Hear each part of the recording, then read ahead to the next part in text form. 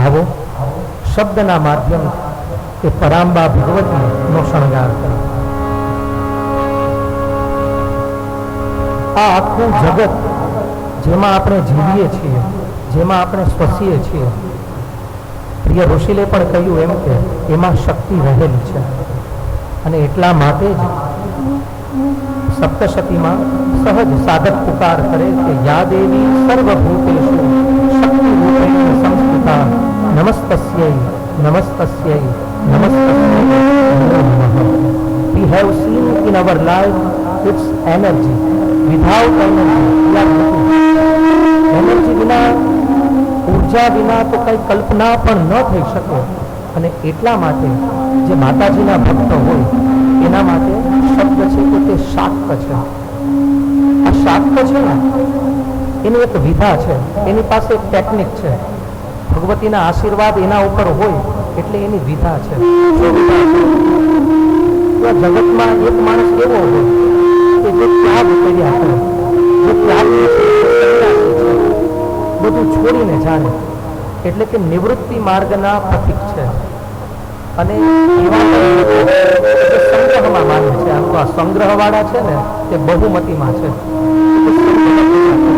બધું કર્યા કરે. એક ત્યાગી છે અને પણ શાક્ત છે ને એ કંઈક અલગ છે.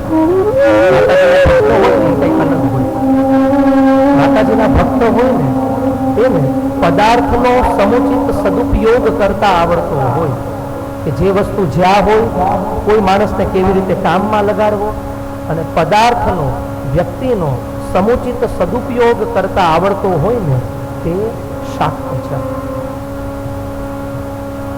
આમ તો મા શબ્દ છે ને તે આખો ભાવ પરક છે.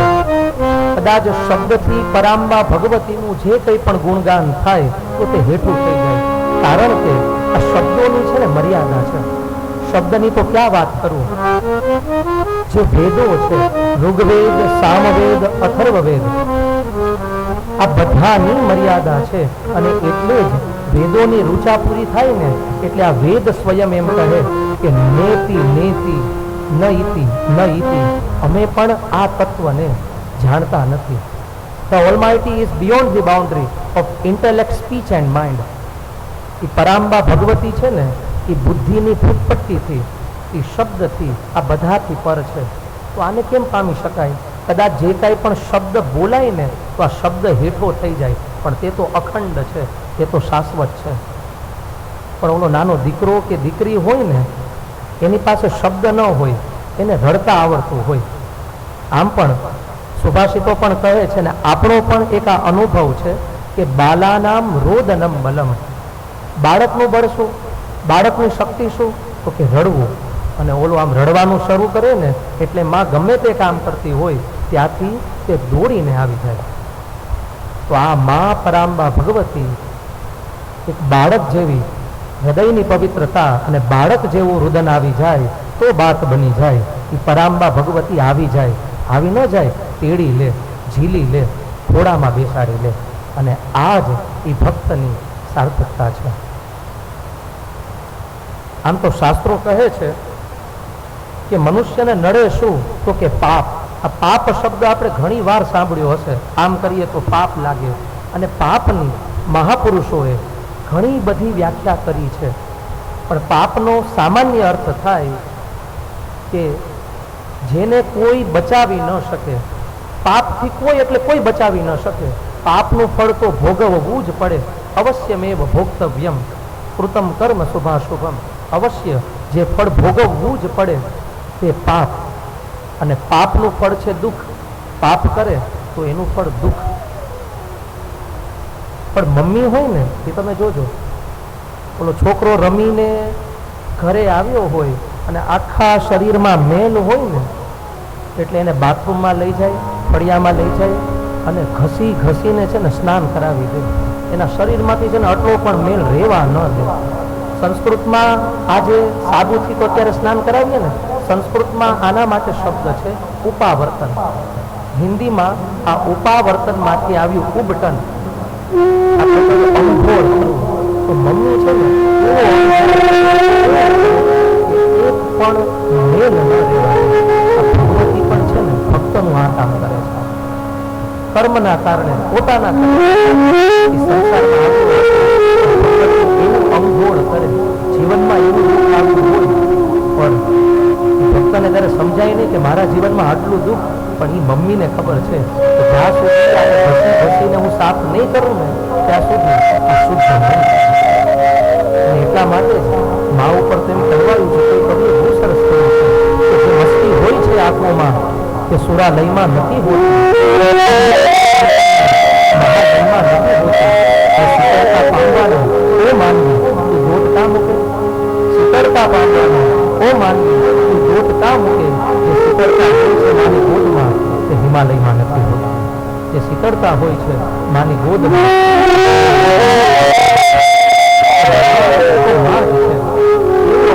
રૂપાવર્તન કરી દે કે શરીરમાં મેલ પણ ન રહેવા દે. મળે ત્યારે એ ભગવતીનો સાક્ષાત્કાર ત્યારે થાય, અને ત્યારે આપણા મહાપુરુષો તો દુર્ગા સપ્તશતી, શ્રીમદ ભગવદ્ ગીતા, શ્રીમદ ભાગવત, આ બધી સાક્ષાત ભગવાન અને ભગવતીની વાણી છે. અને એક એક શબ્દમાં છે ને પરાંબા ભગવતી રહી છે. સ્વાભાવિક છે, માણસ હોય ને એટલે એ રેશનાલિસ્ટ હોય, બુદ્ધિવાદી હોય, અને તર્ક થવો જોઈએ,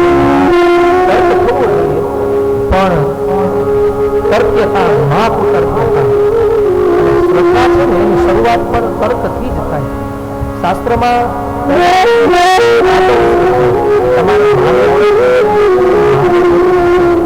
માનો સાક્ષાત્કાર કરવો છે તો શું કરવાનું? જેમ કે મા અને દીકરાનો એક સંબંધ છે. દીકરાને ખબર છે અમારી મા છે. 1 વર્ષનો ચાઇલ્ડ હોય એને કાંઈ ખબર ન હોય, એને કાંઈ સંબંધની ન પડી હોય, પણ એના મનમાં છે ને એક દ્રઢ થઈ ગયું છે કે આ જે છે ને સાડીવાળી, પલ્લુવાળી, મારે આના તરફ રહેવાનું છે, આના સમ્મુખ રહેવાનું છે, બસ પૂરું થઈ ગયું. અને ગમે તેવી બીક લાગતી હોય, પણ જ્યારે માના ખોડામાં હોય ને ત્યારે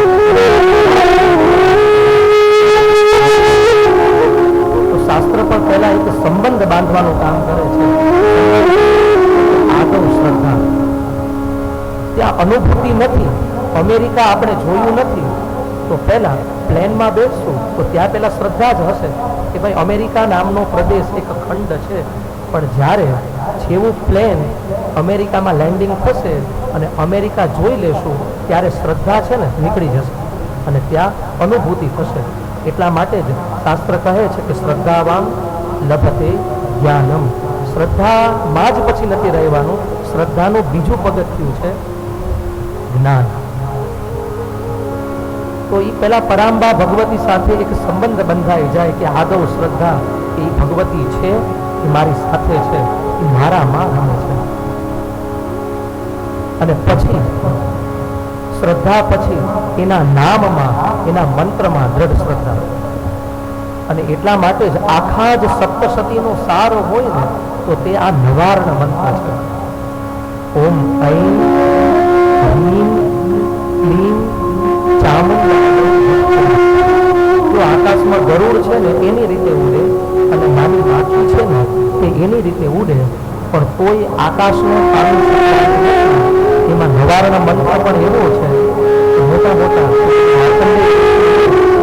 એની બુદ્ધિ પ્રતિભાથી વાત કરે,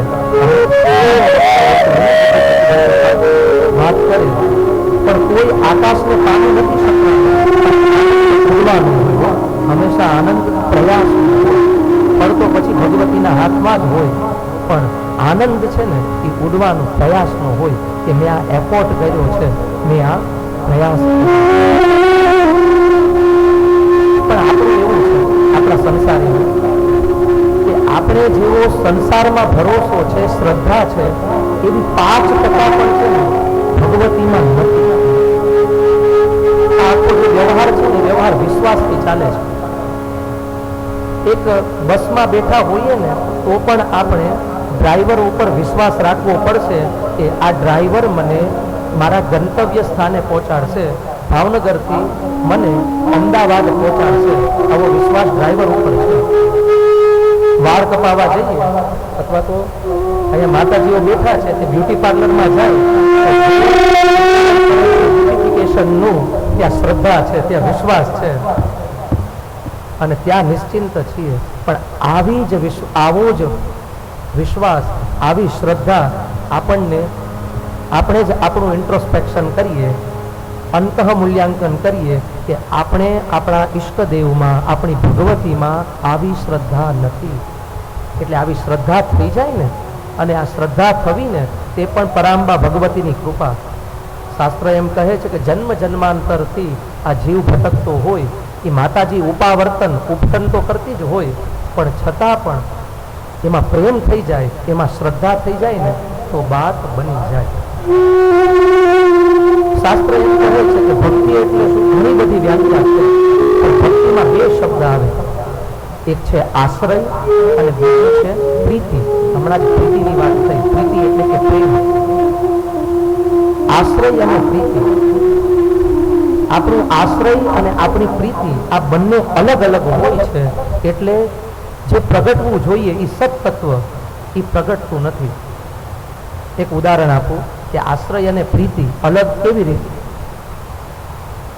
એક નોકર શેઠને ત્યાં કામ કરતા હોય, આખી પેઢી સંભાળતો હોય નોકર, એ શેઠને પૂરેપૂરો વિશ્વાસ હોય અને શેઠ રાજી થઈ જાય એ નોકર ઉપર અને કે બોલ હું તને શું આપું. અને ત્યારે એ નોકર શું માગશે કે પરદેશમાં મારી પત્ની અને મારા દીકરાઓ છે, ત્યાં મને જવા દે. જો અહીંયા આશ્રય શેઠ છે, પણ પ્રીતિ ક્યાં છે? તો કે પ્રીતિ પરદેશમાં રહેલા જે એમના દીકરા અને પત્ની છે ને ત્યાં છે. આ બંને અલગ અલગ છે. શિષ્ય પણ ગુરુ પાસે આવશે. ઉપનિષદ એમ કહે છે કે મુમુક્ષુર્વૈ શરણમ અહમ પ્રપદ્યે, હું મુક્તિ માટે તમારી પાસે આવ્યો છું. ગુરુનો આશ્રય કરે છે, પણ શા માટે કરે છે? મુક્તિ માટે કરે છે. એટલે આશ્રય અલગ છે, પ્રીતિ અલગ છે. અને જ્યાં બંને અલગ અલગ હોય ને ત્યાં એ ભક્તિ ન થાય. ભક્તિ એટલે શું? કે જ્યાં આપણો આશ્રય અને પ્રીતિ આ બંને એક થઈ જાય. પરાંબા ભગવતી મળે ને તો પરાંબા ભગવતીને કે મારે કાંઈ નથી જોતું, મારે માં જ જોતી છે. સ્વામી રામકૃષ્ણ પરમહંસ ઠાકોર આ એક ઉદાહરણ આપતા કે મમ્મી છે એ ઘરના કામ કરતી હોય અને દીકરાને કે દીકરીને એક રમકડું આપી દે, અને રમકડાથી રમતો હોય. અલગ અલગ જાત જાતના રમકડા. આપણને પણ સંસારમાં જે કંઈ પણ સુવિધા મળી છે ને આ એણે આપેલા રમકડા જ છે. એટલે રમકડાથી રમતો હોય ને પોતાને સુખી માનતો હોય, પણ એક સમય એવો આવે કે રમકડાનો પણ ઘા કરે અને જોર જોરથી રડે કે મારે માં જ જોઈએ, બીજું કાંઈ નહીં. અને એ માં 7મા માળે હોય ને ત્યાંથી દોડતી દોડતી આવે અને એને તેડી લે. બસ કંઈક આવું છે કે આવી શ્રદ્ધા, આવો વિશ્વાસ પરાંબા ભગવતીમાં આપણે છે. અને એટલા માટે એ શ્રદ્ધા થાય ને, એ શ્રદ્ધા માટે આ 3 બીજ આપ્યા. ઓમ ઐમ હ્રીમ ક્લીમ ચામુંડાય વિચ્છ. એમાંથી ઐમ બીજ છે, પહેલો બીજ ઐમ બીજ. આ ઐમ બીજ છે ને તે વાઘ બીજ છે. આ વાઘ બીજ એટલે કે વાણીનો બીજ. જે વિદ્યાર્થીને વિદ્યા ચડતી ન હોય, જે મૂર્ખ હોય, કાંઈ સમજમાં ન આવતું હોય, એ કેવળ ને કેવળ આ ઐમ ઐમ ઐમ આના જપ કરે ને તો એ બુદ્ધિ છે ને એની પ્રખર થઈ જાય, બુદ્ધિ તેજસ્વી થઈ જાય. આવું મહાત્મ્ય આ વાઘ બીજનું છે, ઐમ બીજનું છે. એટલે કે આ જ્ઞાન સરસ્વતીનો બીજ છે. Two no means to B means to બી. જ્ઞાન એટલે શું? કે જે આપણે વ્યવહારમાં ઉતારીએ, જે આપણે અનુભવીએ. એક સુંદર મજાની કથા છે કે એક દેવવ્રત નામનો વ્યક્તિ હતો. દેવી ભાગવતમાં આ ઐમ બીજ ઉપરની વાત છે કે એક દેવવ્રત નામનો વ્યક્તિ હતો અને શ્રેષ્ઠ સંતાન થાય એટલા માટે તે માતાજીનો યજ્ઞ કરતો હતો. અને ત્યારે બ્રાહ્મણ તરીકે ગોભીલ નામના ઋષિને બોલાવ્યા. યજ્ઞ ચાલતો હતો, ઋષિ મંત્રગાન કરતા હતા, પણ આ ગોભીલ નામના જે ઋષિ હતા તેમને અસ્થમા હતો, દમની બીમારી હતી. હવે જ્યારે મંત્રનું ગાયન થાય તો એમાં એક રિધમ હોય, એક એનો લય હોય. આ લય પ્રમાણે મંત્રોચ્ચાર થવું જોઈએ. અને પહેલાના સમયમાં તો યજમાન પણ જાણકાર, બ્રાહ્મણ શું બોલે છે, વિધિ સાથે કરતા હોય તો ઋષિ મંત્રોચ્ચારમાં સહેજ ભૂલ થઈ જાય છે, ઉધરસ ચડે છે, એટલે મંત્રોચ્ચાર બરાબર થતો નથી, એટલે દેવવ્રતથી આ સહન નથી થતું અને કહે છે, થોડુંક અપમાન કરે છે અને ન કહેવાનું કહે છે. ગોભીલ ઋષિ ક્રોધમાં એને શ્રાપ આપે છે કે તું જે કામથી યજ્ઞ કરો છો, પુત્ર કામથી, એ તારો દીકરો છે ને મૂર્ખ આવશે, એને વિદ્યા ચડશે નહીં. હવે જ્યારે આવું સાંભળે છે ને એટલે એકદમ પગમાં પડી જાય છે. પણ જો શ્રેષ્ઠ પુરુષો હોય, ઋષિ હોય, આ બધાના ક્રોધ હોય ને એ ક્ષણ જેવી હોય હો. સહેજ ગુસ્સો આવ્યો પણ ગુસ્સો પણ પાણી જેવો, એ આવ્યો ને વયો ગયો, એને પકડી ન રાખે. હવે આપણે આપણું લઈએ તો કાંઈક હોય ને એક નાની એવી વાત એને પકડી રાખીએ, એ ગુસ્સાને, એ વિચારને પંપાડીએ, મોટો કરીએ અને વર્ષો સુધી પકડી રાખીએ કે આણે મારું આમ કરી દીધું, જોઈ લઈશ.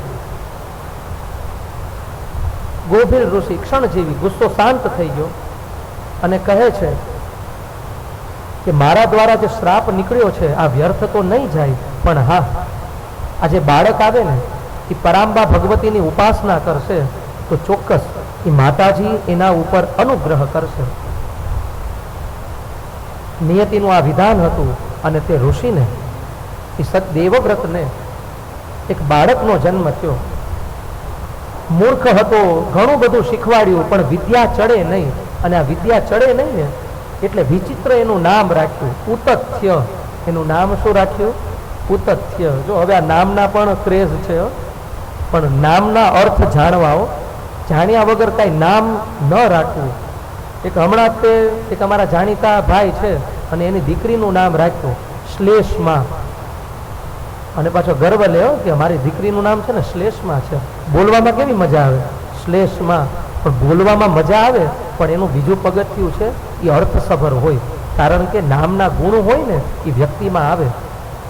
હમણાં તે પ્રિય ઋષિએ કહ્યું કે હા, હવે નામના જે ગુણ હોય છે એ આવતા નથી.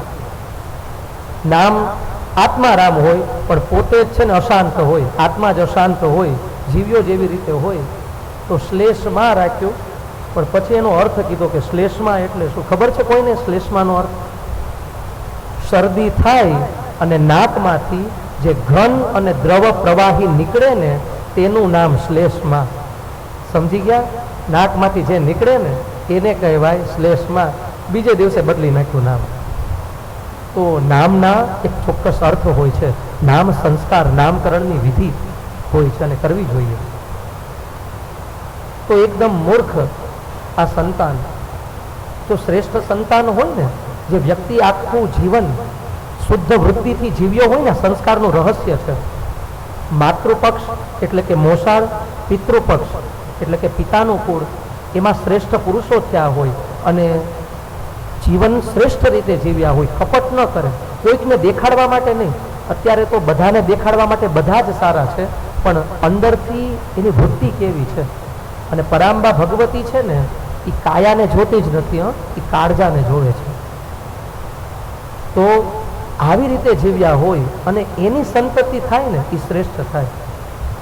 જો ધન બધા પાસે છે, પણ જે પરિવારને આવો વિચાર આવ્યો કે ચાલો શ્રીમદ ભાગવતની કથા કરીએ, આ દેવી પાઠ સપ્તસતીની કથા થાય, ખરેખર તમે બધા છે ને તમારા ઉપર એ પરાંબા ભગવતીની અને ઠાકુરજીની કૃપા છે, એટલે આ વિચાર આવ્યો.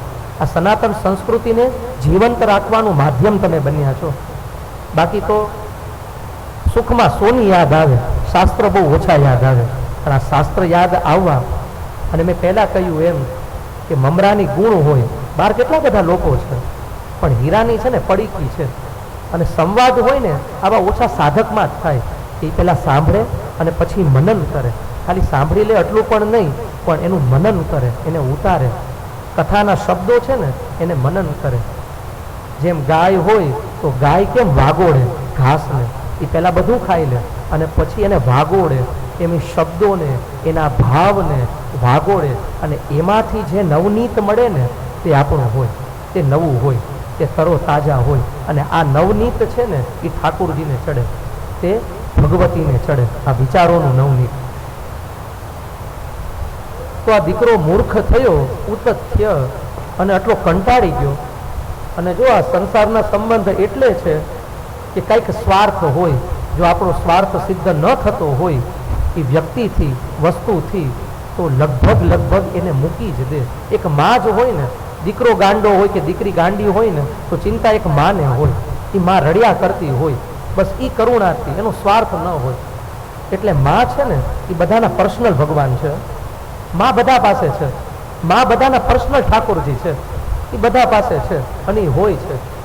તો કોઈ પણ સ્વાર્થ વગર એકમાત્ર માં છે ને એ ચિંતા કરતી હોય, એ રડતી હોય, એને કંઈ ખબર ન પડતી હોય. ડૉક્ટરે કીધું કે આ સારું ન થાય, ઓટિઝમ છે, આ સારું નહીં થાય ને, તો એ ભૂવા આગળ જશે, એ સંત પાસે જશે, એ કંઈક વિધિ કરાવશે, પણ ગમે તેમ કરી અમારા દીકરાને કે મારી દીકરીને સાજા કરી દો. अरे जब दवा जब काम न करे तब नजर उतारती है, ये माँ है जनाब, हार कब मानती है. ये माँ क्यारे थाके नहीं, ये माँ क्यारे हार न माने. એટલે માં તો માં જ હોય છે, બધાના પર્સનલ ભગવાન. તો આ ઉતથ્યને એના પિતાશ્રી છોડી દે છે અને આ ઉતથ્ય હવે જંગલમાં રહેતા હોય છે, એકલા એકલા. કાંઈ સાધન ભજન પણ કાંઈ આવડતું ન હોય છે, પણ ગોભીલ ઋષિનો શ્રાપ તો છે, પણ સાથે શ્રાપ હોય ને શ્રેષ્ઠ વ્યક્તિનો, પણ એ ઇનડાયરેક્ટલી, એ પરોક્ષ રીતે આશીર્વાદ હોય. એટલે સાથે એક એ પણ સંસ્કાર તો પડેલા જ છે કે માતાજીની થોડી થોડી સેવા પૂજા કરવી છે. એટલે ઐમ બીજ કંઈક વાતો થતી હતી, આપણે ગુજરાતીમાં પણ એ ભાઈ આ એ શબ્દ તો, આ એ અક્ષર તો સંભળાય છે. એમ એ અક્ષર કાનમાં પડ્યો અને શુદ્ધ ઉચ્ચારણ પણ નહોતા કરતા, અઈ બોલ્યા કરે. ઐમ પણ નહીં. જે વ્યાકરણનો શાસ્ત્રી હોય તો તરત ભૂલ કાઢે કે ઐમ, પણ અઈ બોલ્યા કરે. જો આપણા શાસ્ત્રમાં વિધિનું, મંત્રનું, આ બધાનું મહત્વ છે, પણ સૌથી વધારે મહત્વ છે હૃદયના ભાવનું. શુદ્ધ હૃદય હોય, શુદ્ધ અંતઃકરણ હોય અને હૃદયનો ભાવ હોય ને, તો આ ભાવ સામે આ બધું જ નાનું પડી જાય. એક આ સત્ય ઘટના છે 100 વર્ષ પહેલાની, કે એક બ્રાહ્મણ દુર્ગા સપ્તશતીનો પાઠ કરે, મંત્ર કાંઈ સમજાય નહીં, પરીક્ષિતભાઈ આમ નામ પાઠ કર્યા કરે. અને તમને બધાને આ શ્લોક આવડતા હશે કે યા દેવી સર્વભૂતેષુ માતૃરૂપેણ સંસ્થિતા નમસ્તસ્યૈ નમસ્તસ્યૈ નમસ્તસ્યૈ નમો નમઃ. અહીંયા તસ્યૈ ચતુર્થી એક વચન, સ્ત્રીલિંગમાં વિભક્તિ છે વ્યાકરણ પ્રમાણે, પણ એ કરતા નમસ્તસ્મય નમસ્તસ્મય. હવે તસ્મય છે ને, કોઈ દેવતા હોય, પુલ્લિંગ પુરુષ દેવતા હોય તો ત્યાં તસ્મય વપરાય, અને માતાજી હોય ને તો ત્યાં તસ્યૈ વપરાય. આવી તો ભાષાકીય ભૂલ કંકોત્રીમાં ઘણી બધી જોવા મળે છે. નમઃ શબ્દ આવે ત્યાં ચતુર્થી વિભક્તિ હોય. શ્રી ગણેશાય નમઃ, તો હવે ઘણા તો શ્રી સરસ્વત્યાય નમઃ કરે, ત્યાં સરસ્વત્યાય બને. તો આ બધી વ્યાકરણની વાત છે. પણ એ જે બ્રાહ્મણ હતા એ નમસ્તસ્મય નમસ્તસ્મય નમસ્તસ્મય આવો પાઠ કરતા. 100 વર્ષ પહેલાની વાત છે, બહુ જૂની પણ નથી. 30 વર્ષ 35 વર્ષ સુધી આ પાઠને પોતાનો કેદારો બનાવી લીધો. જો એક આ નિયમ છે, આ જીવન માણસ જે પાઠ કરતો હોય, જે પોતાનું નિત્ય ભજન સ્વાધ્યાય કરતો હોય, એ ધીમે ધીમે એની એવી શક્તિ બની જાય, એ વ્યક્તિમાં, એ સાધકમાં એવું સામર્થ્ય થઈ જાય કે ઈશ્વર છે ને, એ પરાંબા ભગવતી એ ગુપ્ત રીતે એની સાથે રહેતી હોય, એની સાથે હોય છે. તો 30 વર્ષ 35 વર્ષ સુધી આનો પાઠ કરે, રોજ આખી સપ્તશતીનો પાઠ કરે. પણ અહીંયા તો નમસ્તસ્મય નમસ્તસ્મય નમસ્તસ્મય નમો નમઃ. એકવાર કાશી જવાનું થયું તે બ્રાહ્મણને, અને બધાની વચ્ચે આ પાઠ કરતા હતા, અને એમાં જે 5મો અધ્યાય આવ્યો, અને નમસ્તસ્મય નમસ્તસ્મય નમસ્તસ્મય નમો નમઃ, એક વિદ્વાને સાંભળ્યું, બહુ મોટા મૂર્ધન્ય વિદ્વાન, અને એને ઊભા રાખી દીધા કે આ તમે શું કરો છો? આ તો તમે અશુદ્ધ ઉચ્ચારણ કરો છો, આવી રીતે પાઠ ન થાય. અને એમ કહી દીધું કે તમે અત્યાર સુધી જે કંઈ પણ પાઠ કર્યું, તમે જે કંઈ પણ સાધન ભજન કર્યા ને, એ બધું વ્યર્થ. અને આટલું પેલા વિદ્વાન બોલે છે, અને ત્યાં તો આ બ્રાહ્મણ ભાવથી તે ભગવતીને ભજતો હોય, એનું ભજન જ ભાવ હોય. અને એમ કીધું ને કે તમારું સાધન ભજન બધું વ્યર્થ. આંખમાંથી આંસુઓની ધાર થાય છે, અને ત્યાં ને ત્યાં એ બ્રાહ્મણ છે ને બેહોશ થઈને પડી જાય છે. અને જેવા જ બેહોશ થઈને પડે છે, ત્યાં તો રાજરાજેશ્વરી એ પરાંબા ભગવતી આમ પ્રગટ થઈ જાય છે. પ્રગટ થઈ અને તેને ઝીલી લે છે. એ બ્રાહ્મણને તો ઝીલી લે છે, અને ઓલા જે વિદ્વાન બ્રાહ્મણ હોય ને એની સાથે પરાંબા ભગવતી બ્રાહ્મણવતી શાસ્ત્રાર્થ કરે છે, અને શાસ્ત્રાર્થ કરતા કહે છે કે અહીંયા કેમ નમસ્તસ્મય ન આવે?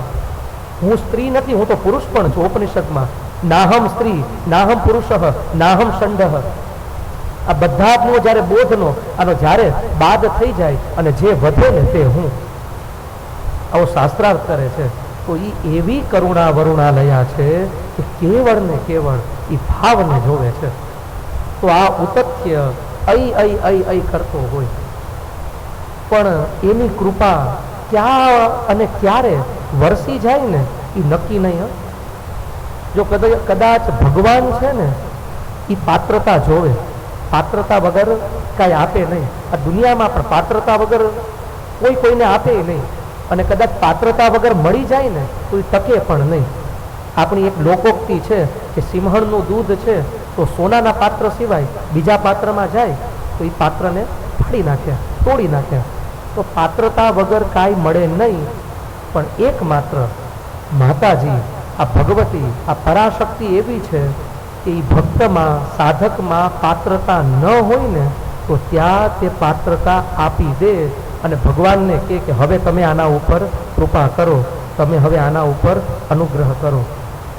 રામચરિત માનસમાં એક સુંદર કથા આવે છે કે રાઘવેન્દ્ર સરકાર અને ભગવતી સીતા મૈયા આ જ્યારે પાસે બેઠા હોય અને કંઈક સંવાદ કરતા હોય, અને ત્યારે ઇન્દ્રનો પુત્ર જયંત કાગડાનું રૂપ લઈ અને પરીક્ષા કરવા માટે આવે છે, અને સીતાજીને ચાંચ મારી અને ઉડી જાય છે.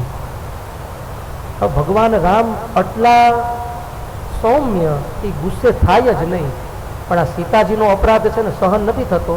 બાજુમાં એક તૃણ પડેલું હોય, ઘાસનો કટકો ઉપાડે છે, બ્રહ્માસ્ત્રનું અનુસંધાન કરે છે અને બ્રહ્માસ્ત્ર ફેંકે છે.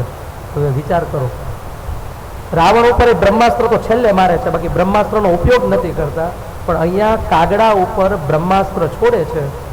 અને હવે આ જયંત જે કાગડો બનીને આવ્યો છે આખા બ્રહ્માંડમાં ફરે છે. હવે જે રામથી વિમુખ હોય એને કોણ શરણ આપે? ફરતો ફરતો ફરતો નારદજી મળે છે. આમ તો નારદજી જેને મળ્યા ને એનો બેડો પાર થઈ ગયો. તમે ભાગવતજીમાં જોજો, નારદજી છે ને એ પિન પોઈન્ટ છે, એ ખૂટી છે. નારદજી જેને મળ્યા ને એનું બીજું પગથિયું એને નારાયણ મળી ગયા, એને ભગવતી મળી ગયા. તો નારદજી કે છે તો ત્યાં જા, એનું શરણ લે. એકદમ ડરથી થથરતો આખું શરીર, કાગડાનું શરીર છે, લોહી લુહાણ થઈ ગયું છે, અને આ જયંત રામ ભગવાનના ચરણમાં પડે છે. પણ કેમ પડે છે? ઊંધો પડે છે. ખરેખર આપણે કોઈને પગે લાગીએ તો હાથ અને મોઢું છે તે સમ્મુખ હોય, આ જયંત ઊંધો પડે છે. અને રામ ભગવાન તો આટલા બધા રિસાયેલા છે, ગુસ્સે છે, એ સ્વીકારતા જ નથી. આને હું ન સ્વીકારું. પણ ત્યાં બાજુમાં કોણ છે? ત્યાં બાજુમાં જગત જનની સીતા મૈયા છે. સીતા મૈયાએ જોયું ને, આંખમાંથી આંસુ આવી ગયા હો જયંતને જોઈને. અને રામ ભગવાનને કહે છે કે આમ હોય કે દીકરો તો કદાચ પાટું મારે, ગર્ભમાં તો કેટલાય પાટા સહન કરે, અને આમ પણ પાટું મારે તો એનાથી કાંઈ વિમુખ થોડીક થવાનું હોય. રામ ભગવાન કે હું ન લઉં, કે આને શરણાગત થતા પણ નથી આવડતું. શરણાગત કેમ થવાય? સીધું થવાય, મુખ ક્યાં હોવું જોઈએ? તો સીતા મૈયા એ જયંતને હાથમાં લે છે અને એને સીધો કરી અને ભગવાનના ચરણોમાં મૂકે છે. અને ચરણોમાં મૂકે છે પછી રાઘવેન્દ્ર સ્વીકારે છે. તો ભગવાનને પરિચય, ભગવાનનો પરિચય તો શું, આપણને પપ્પાનો પરિચય પહેલા મમ્મી જ કરાવે, બાકી કેમ ખબર પડે કે આ પપ્પા છે, કે આ તારા પપ્પા? તો આ પરિચય પણ માં જ કરાવે. તો જયંતમાં પાત્રતા નહોતી ને, તો પાત્રતા પણ આપી દીધી. અને પછી રામને કહે છે કે હવે તમે આના ઉપર કૃપા કરો. અને આથી જ તુલસીદાસજી વિનય પત્રિકામાં સીતા મૈયાની પહેલા ઉપાસના કરતા કહે છે કે હે માં, જ્યારે રાઘવેન્દ્ર સરકાર એકલા બેઠા હોય, રામજી આમ નામ બેઠા હોય, ત્યારે મારી કંઈક લાગવક કરજો. આમ તો મારામાં કાંઈ પાત્રતા નથી, સબ વિધિહીન અંગ મલિન, પણ છતાં પણ તમે જો એની સિફારિશ કરશો ને તો ચોક્કસ એ કૃપા કરશે. તો પરાંબા ભગવતીની કૃપા ક્યાં કેવી રીતે ક્યારે ઉતરી જાય ને એ કાંઈ નક્કી નહીં. અઈ જપ કરતો હોય, એક ઘટના બને છે. શું ઘટના બને છે? દૃષ્ટવા સંભ્રમકારી વસ્તુ સહસા ऐ ऐ इति हि व्यावृतम् येनाकूतवसादपि हवरदे बिन्दुं विनाप्यक्षरम् तस्यापि तव ध्रुवमेव देवि तरसा जाते तवानुग्रहे वाचः शक्तिसुधारसद्रवमुचो निर्यान्ति वक्त्राम्बुजात्। શું ઘટના બને છે? તો એક ડુક્કર, એક સુવર હાફું હાફું દોડતું દોડતું જતું હોય છે અને એની પાછળ એક શિકારી જતો હોય છે અને આ બાજુ આ જે ઉતથ્ય છે એ બેઠા છે, એ ઘટના જોવે છે કે ડુક્કર ભાગે છે, એની પાછળ શિકારી છે તે ભાગે છે. હવે એ ડુક્કર તો જંગલમાં વયું જાય છે, લતાઓમાં ઓઝલ થઈ જાય છે. આ શિકારી, આ પારધી પ્રશ્ન પૂછે છે કે તમે અહીંયાથી ડુક્કરને જોયું? જ્યારે આ પ્રશ્ન પૂછે છે ને, અને નો જપ તો કરતા જ હોય, પણ એ ડુક્કરને જોવે, આપણે કંઈક વિચિત્ર ઘટના જોઈએ તો કે એ કંઈક આશ્ચર્ય થાય.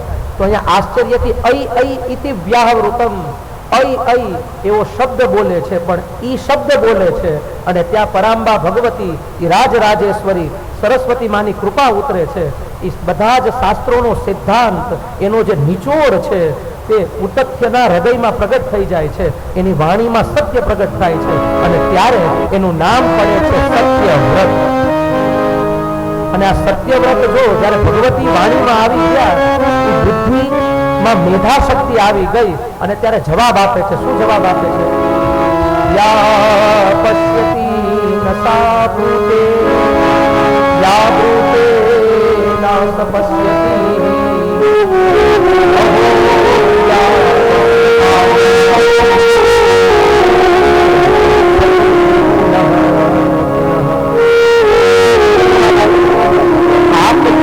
કામ કરે છે.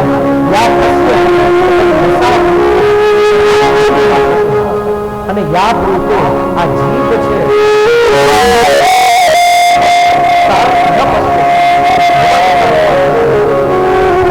નજર બે જુબા હૈ, જુબા બે નજર હૈ.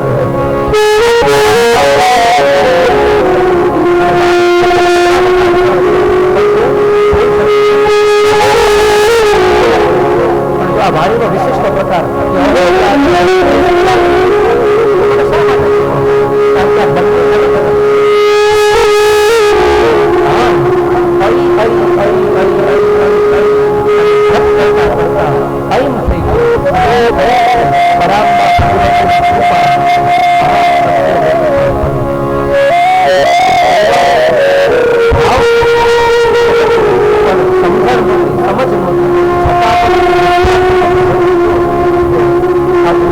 માંથી સત્યવ્રત હે સાધકો, જે ભાવ એની કશી દશા થાય એ પરાંબા ભક્ત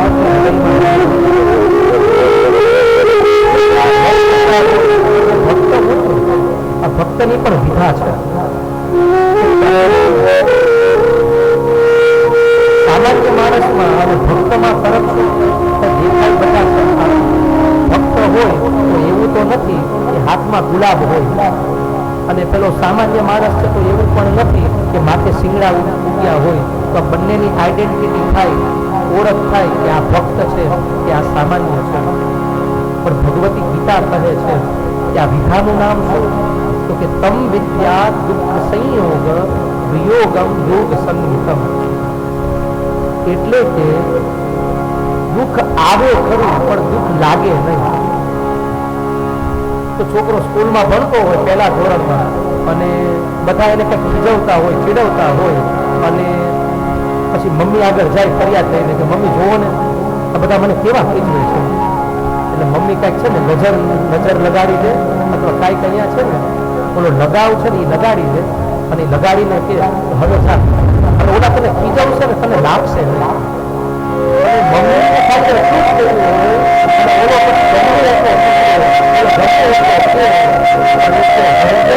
હવે મને નહીં લાગ્યો, હવે મને લાગશે. નાના બાળક દુઃખ ગમે તેટલું આવે, મુસીબતના પહાડો હોય પણ એને શ્રદ્ધા હોય ત્યારે લાગે એમાંથી બહાર નીકળી આવે. સ્વેટર પહેરીને આપણે નીકળીએ તો છે જ ને, જેકેટ પહેરીને આપણે નીકળીએ તો છે જ ને. ઠંડીની અસર થતી નથી. એમાં જે નાનો ભક્ત હોય ને એની પાસે વિભાવ હોય, ટેકનિક હોય કે એને તે દુઃખ છે ને લાગે નહીં. એક સરસ ઉદાહરણ છે કે શિયાળો હોય અને આપણે બધા તાપણું કરીએ. તાપણું શા માટે કરીએ? કે ઠંડી લાગે નહીં. ઠંડી બહુ હોય પણ અગ્નિ પાસે હોય ને તો એ તાપણું લાગે, એ અગ્નિ લાગે નહીં, એ ગરમી ઠંડી લાગે નહીં, અગ્નિ પાસે હોય તેમ. એવી રીતે આ સંસારમાં દુઃખ છે 100% છે, પણ એ પરાંબા ભગવતીના ખોળે બેઠા હશો, આવા સદગ્રંથોનો સત્શાસ્ત્રનો સહારો હશે ને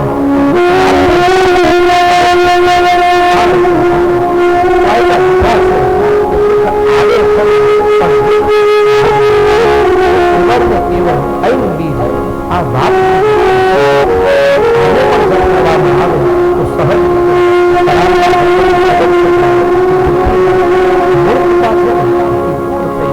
અને પછી તો ઓલો ભક્ત હોય ને